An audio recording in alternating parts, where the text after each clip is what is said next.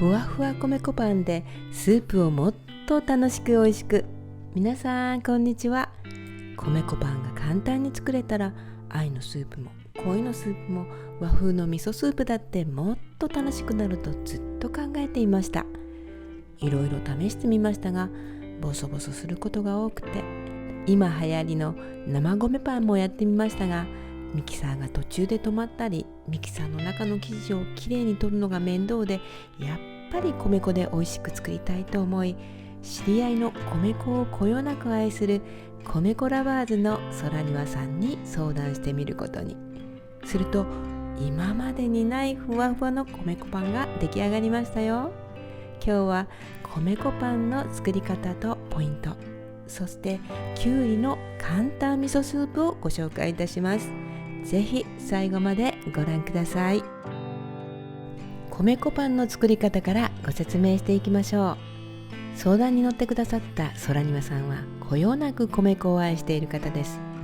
概要欄にホームページのリンクを貼っておきますので、米粉やオーガニック野菜などに興味ある方はチェックしてみてください。空庭さんがおっしゃるには、米粉パンは昔と違って本当に美味しくなりましたよということ。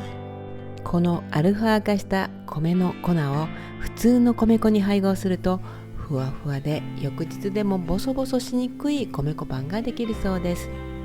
アルファ化した米粉だけでも売っているそうですが、この商品はそれが配合されているということでしたので、これを買ってきました。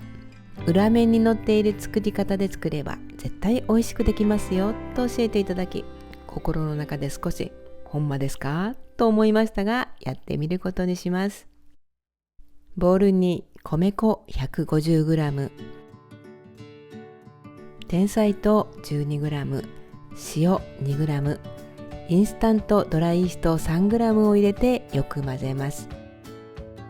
そこへ35度から40度程度のぬるま湯 145ml から 150ml を加え、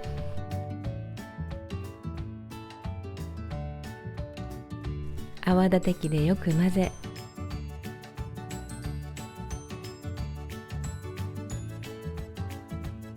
馴染んできたら米油を入れると書いてありますが、米油がなかったのでオリーブ油 15g を加えました。ここでよく混ぜることがポイントと空庭さんにアドバイスをいただいてたので、ハンドミキサーで3分混ぜてみました。こんな風に生地がトロトロになり、落ちた生地で字が書けるくらいになるっていうことが大切です。クッキングシートを敷いた型に流し入れ、ラップなどをかけて約30分発酵させます。30分経ちました。上からの映像なので膨らみ具合が分かりにくいですが、2倍くらいになっています。ラップやビニールを外してアルミホイルをドーム状にかぶせます。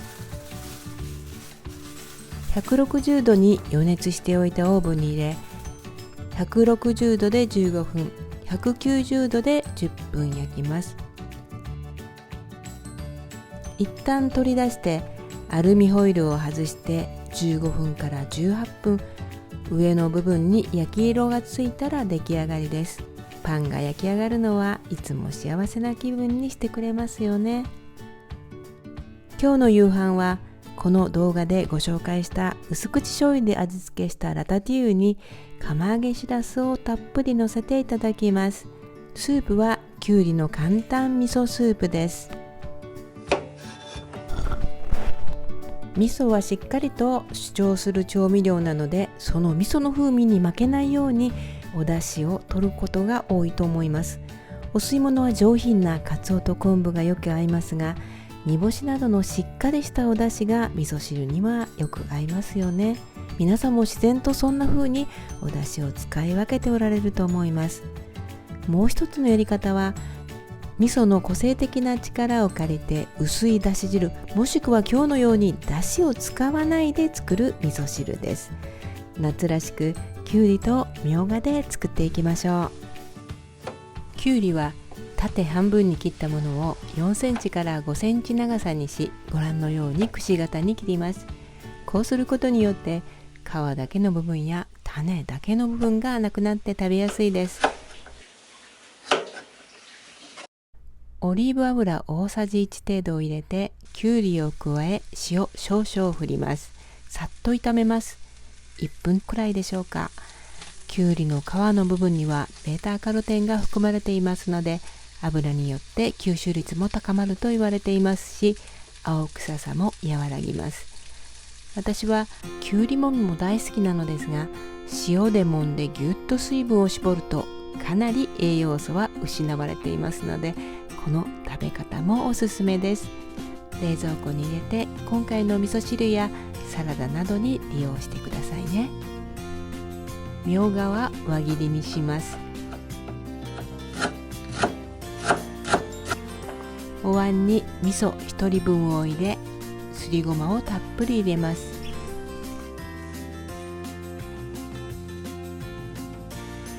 ここに熱湯を加えてよく混ぜます。味噌の量や湯の量はお好みで加減してみてください。それにきゅうりとみょうがを適量加えるだけです。簡単で爽やかな味噌汁の出来上がりです。